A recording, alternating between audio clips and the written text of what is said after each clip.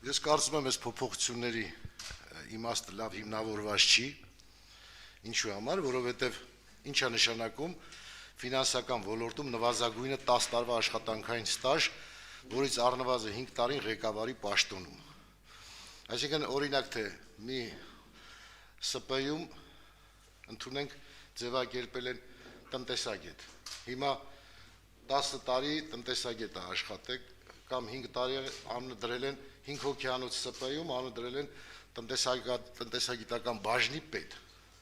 Հիմա նա պետքա մենք համարենք, որ իրավունք ունի հաշվեկնիչի պալատի անդամ ընտրվի, դա կլինի շատ լուրջ իջեցում պլանկայի, վստահ եմ, որ նախնական տեսքով օրենքը շատ կայուն է եւ ճիշտ է, եւ այս փոփոխությունները, այս փոփոխությունը կոնկրետ անտեղի է, հիմնավորված չի եւ չի կարելի այդքան պլանկան իջացնել, որովհետեւ հաշվեկնիչ պալատը շատ լուրջ կառույց է եւ չի կարելի յուրաքանչյուր ամեն մեկին թույլ տալ մտնել հաշվեկնիչ պալատ։ Այս իմաստով առաջարկում եմ փոփոխությունը չընդունել։ Երկրորդի դեպքում, երբ որ գրված է, որ պաշտոնավարման ժամկետը լրանալուց 3 ամիս առաջ հաշվեկնիչ պալատի նախագահը այդ մասին տեղեկացնում է ազգային ժողովին, պատկերացնենք, որ ժամկետը չի լրացել։ Մարդը հրաժարականի դիմում է տվել եւ չի գալի աշխատանքի։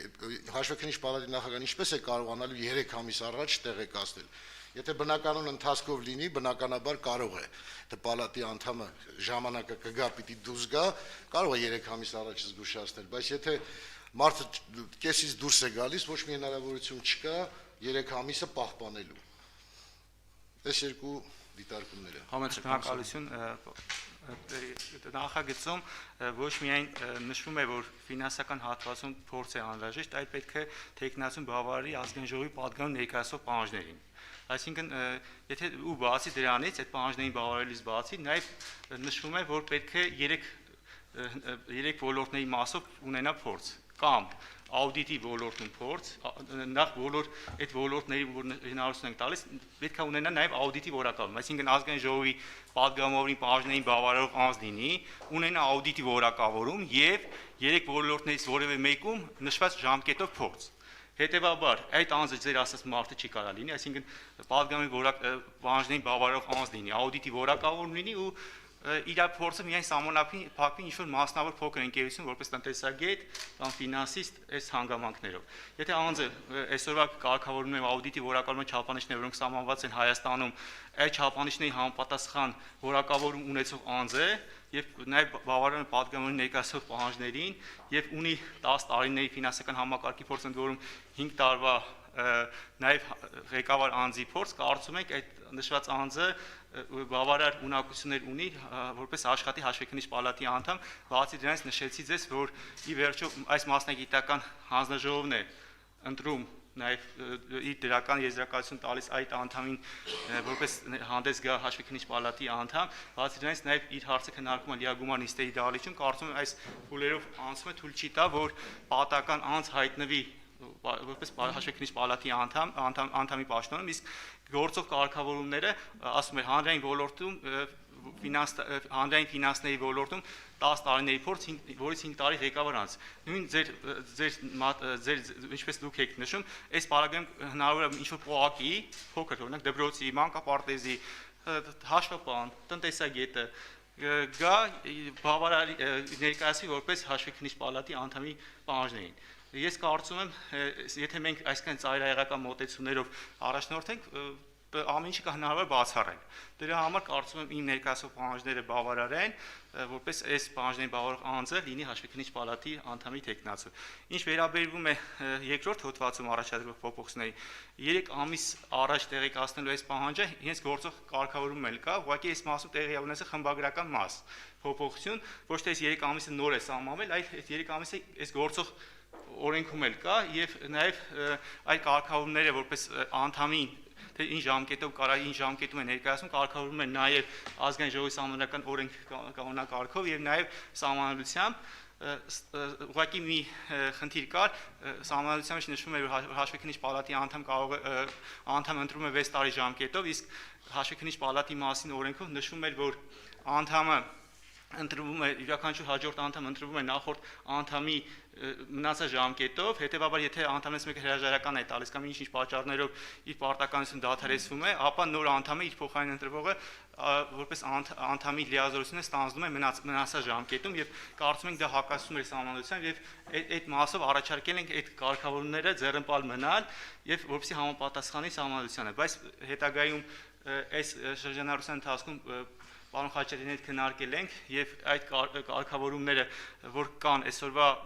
ընդհանրապես խորհրդի կառավարման համակարգում ընդունված պրակտիկան հետեւյալն է, որ եթե խորհրդի անդամների կազմ կա, ապա կազմը այնպես է ընտրվում, որ ամեն տարի հնարավոր լինի մի անդամի փոփոխություն, այսինքն առաջին անդամը օրինակ եթե 5 տարի ժամկետով է ընտրվում, երկրորդ անդամը առաջին ձևավորման ժամանակ 4 տարի ժամկետով է ընտրվում, երրորդ անդամը 3, 2, 1 եւ հաջորդ երբ ժամկետները լրանում է, անդամի ընտրվում է 6 տարի ժամկետով, որ հնարավորություն տա այդ օրինաչափությունը, որ ամեն տարի միայն մեկ անդամի փոփոխությունի պահպանվի, բայց ուղղակի մեր գործող սահմանադրությունում որ իմպերատիվ ձևով նշված է, որ անդամի ժամկետը 6 տարի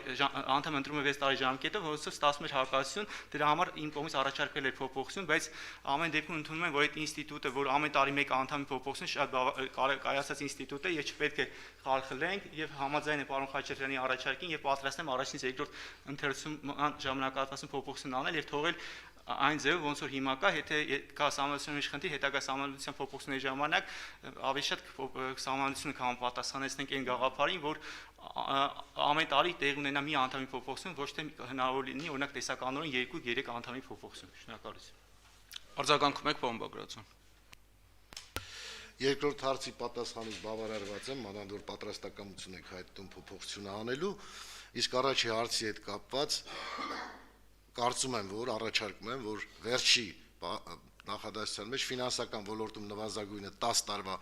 աշխատանքային ստաժ, որից առնվազն 5 տարին ղեկավարի պաշտոնում հանել, որովհետև շատ ֆինանսական ոլորտ հասկացություն ինքը շատ լղոզված հասկացություն է, բազմաթիվ վեճերի առիթ կարող է հանդիսանալ, սա համարել ֆինանսական ոլորտ, թե չհամարել ֆինանսական ոլորտ, այդ եզրույթը շատ նուրբ է եւ թողել այնպես ինչպես կար, որովհետև Հաշվեկնիչ պալատի մասին օրենքը միջազգային աուդիտ է անցել, միջազգային փորձաքննություն է անցել եւ շատ դրական կարծիքներ եղել։ Այս փոփոխությունը կարծում եմ միտված է որոշակի խնդիրներ լուծելու եւ չի ցանկանա, որ նման փոփոխություն տեղի ունենար եւ շատ ավելի ամուր վիճակ է, ոչ այս փոփոխությունը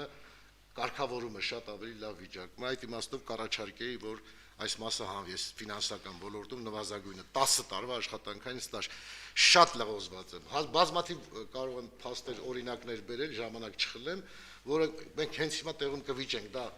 համարվում է ֆինանսական ոլորտ, թե չի համարվում ֆինանսական ոլորտ, որովհետև հիմա շատ ազատ է, օրինակ մասնավոր ընկերությունների դաշտում եւ ցանկացած մասնագետի կարող է բանասերին ձևակերպել նման մի բան, իսկ մի տարվա աուդիտորական գործունեությունը իրականացնելու իմաստով մենք շատ խիստ պահանջներ չենք դրել մինչև այդ աուդիտորական գործունեությունը իրականացնելու հիմքում, այսինքն մարդը կարող է մի 6 ամիս պարապել հանձնել այդ քննությունը աուդիտորի որակավորում ունենալ եւ այդ ֆինանսական ոլորտ հասկացությունից օգտվելով կարողանա տեխնացիոն առաջադրել, որը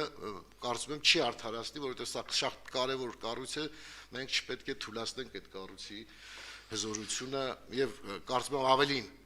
ավելին փոփոխությունը պետք է ավելի խստացնել, որովհետև ընդամենը 7 անդամ է, կարծեմ, թե 7 անդամ միշտ էլ հանրապետությունում կգտնենք ուժեղ մասնագետներ, որոնք կարող են այս կառույցը ապահովել բարձրորակ աշխատանքով։ Շնորհակալություն։ Պարոն Բագրատյան, թույլ տվեք չհամաձայնեմ եմ ձեր հետ։ Ձեր ասած տարբերակով դուք չեք հիմնավորում ինչն է խնդիրը, խնդիրը դուք նշեցիք, որ հնարավոր է, որ մի փոքր ընկերության ֆինանսիստ կամ տնտեսագետը որպես առաջադրի տեխնացու, ես հակադարձեցի ձեզ, ասեցի, որ այդ անձը պետք է լինի աուդիտի որակավորում ունեցող անձ, իսկ դուք նաև պիտի ծանոթ լինեք, թե անձը որպեսզի աուդիտի որակավորում ստանա, ինչ պահանջներ պետք է բավարարի,